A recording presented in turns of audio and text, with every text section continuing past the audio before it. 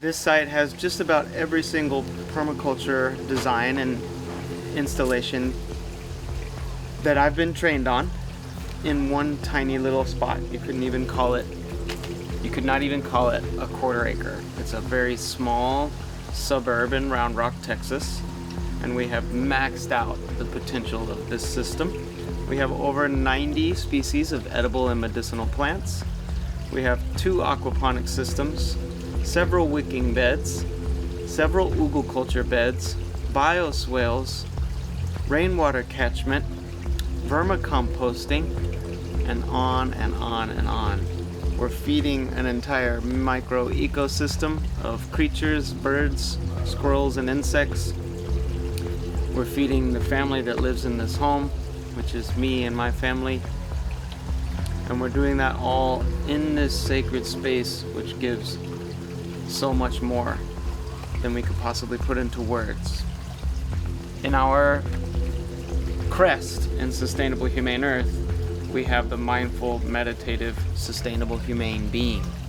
So, in our view, permaculture is also inherently spiritual, because you really can't mindfully observe and interact with your ecosystem, your culture, and environment without that component of compassion in the heart that actually drives you to do the work, which is service-oriented.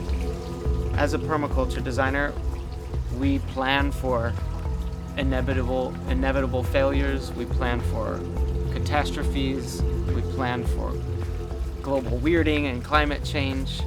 You can't plan for things that have never happened. So even as a permaculture designer, you'll start to see things that have never happened before. For instance, in Texas, these very harsh, hard freezes, something that we've never seen before. So I've completely transformed my design because of that.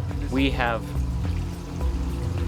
in our own ways, in our own bioregions, been forced to do that with the ever-changing Mother Earth. Usually when I'm consulting a client or working with a beginner novice gardener, it is good to have the whole picture in mind of where you want this garden to transform and how you want it to take place.